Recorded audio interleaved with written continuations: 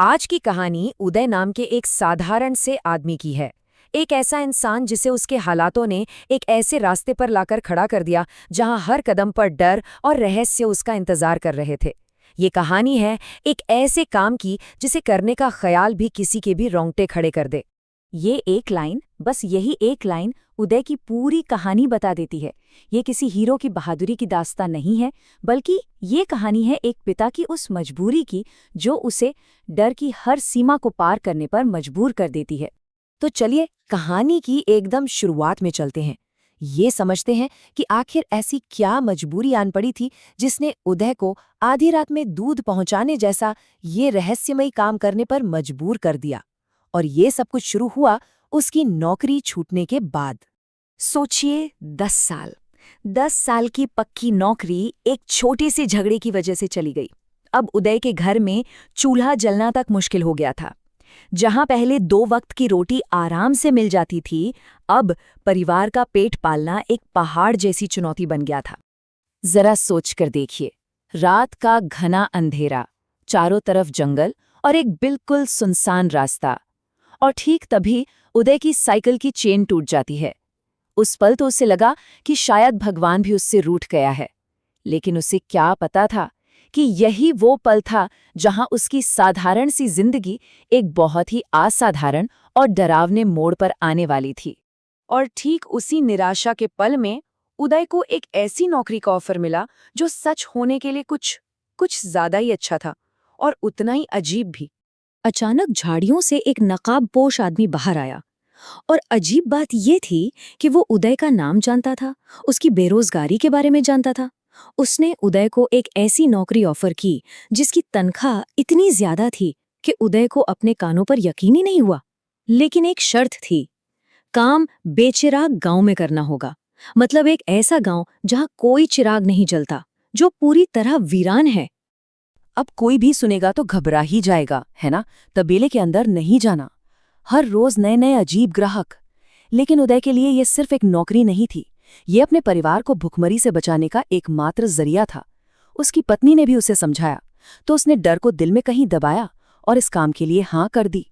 तो भाई उदय का काम शुरू हो गया और इसके साथ ही शुरू हुआ डरावने और अविश्वसनीय अनुभवों का एक ऐसा सिलसिला जिसकी उसने सपने में भी कल्पना नहीं की थी। पहली ही रात घना कोहरा, रास्ता ढूंढते हुए उदय एक पुराने से खंडहर तक पहुंचा। जैसे ही उसने दरवाजा खटखटाया, एक इतना लंबा आदमी बाहर आया कि उसे 5.5 फुट के दरवाजे से बाहर आने के लिए झुकना पड़ा। उसकी आंखें उदय को ऐसे घूर रही थी मानो उसे कच्चा चबा जाएंगी। उस रात उदय की हिम्मत पहली बार जवाब दे गई। अगली डिलीवरी उसे एक ऐसे बरगद के पेड़ के पास ले गई जिसके बारे में गांव में न जाने कितनी भूतियां कहानियां मशहूर थीं। वहां एक औरत ने उससे दूध लिया, लेकिन बात करने के बजाय उसने उदय को बड़ी अजीब तरह से सूंघा और फिर पलक झपकते ही उस विशाल पेड़ पर चढ़कर अंधेरे में गायब हो गई। तीसरी रात उसे एक झील के किनारे जाकर आवाज लगानी पड़ी। अचानक झील के शांत पानी में हलचल हुई और एक ऐसी औरत बाहर निकली जिसकी त्वचा जली हुई सी लग रही थी। उसने बिना कुछ कहे दूध लिया और वापस उसी पानी में समा गई। हर रात के साथ उदय का डर बढ़ता ही जा रहा था। उसे साइकिल चलाते हुए अक्सर ऐसा महसूस होता जैसे कोई भारी चीज पीछे बैठ गई हो। जब उसने घबराकर अपने मालिक को ये बात बताई तो उसने उसे चुप रहने को कहा और हिफाजत के लिए एक रुद्राक्ष की माला दे दी। अब शक यकीन में बदल रहा था। उदय को पता चल गया था कि कुछ तो बहुत बड़ी गड़बड़ है। उसने फैसला किया कि वो इस रहस्य की तह तक जाकर रहेगा।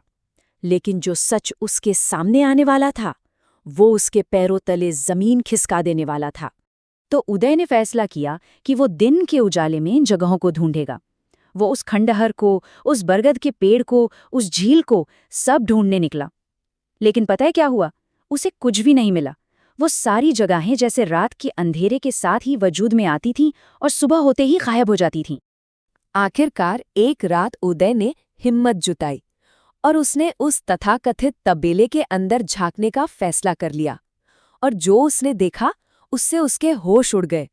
वो कोई तबेला नहीं था, वो एक वीरान शमशान था और उसका मालिक कोई साधारण आदमी नहीं बल्कि एक शक्तिशाली तांत्रिक था जिसने उदय को अपनी बातों से और शायद किसी जादू से धोखे में रखा हुआ था। तब उस तांत्रिक ने उसे पूरी सच्चाई बताई।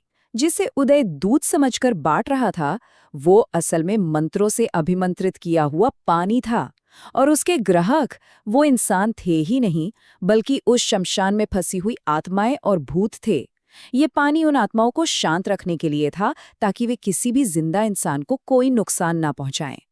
अब इतनी भयानक सच्चाई जानने के बाद उदय के सामने एक बहुत बड़ा सवाल था। अब वो क्या करेगा? क्या वो भूतों के लिए काम करना जारी रखेगा? और जाहिर सी बात है, उसने फौरन काम छोड़ दिया। भला भूतों के लिए कौन काम करना चाहेगा?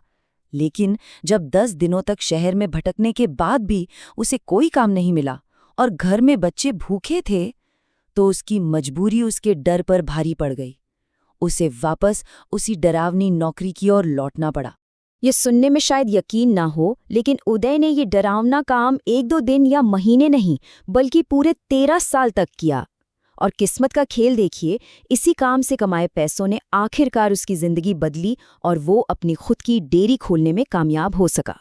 और इसी मोड़ पर हम उदय के उन्हीं पहले शब्दों पर वापस आते हैं।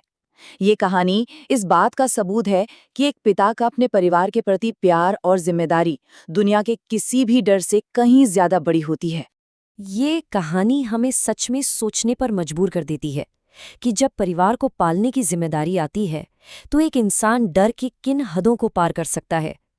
अगर ऐसी ही कोई नौबत आए, तो कोई अपनी जिम्मेदारी के लिए जिएगा या अपने डर के लिए?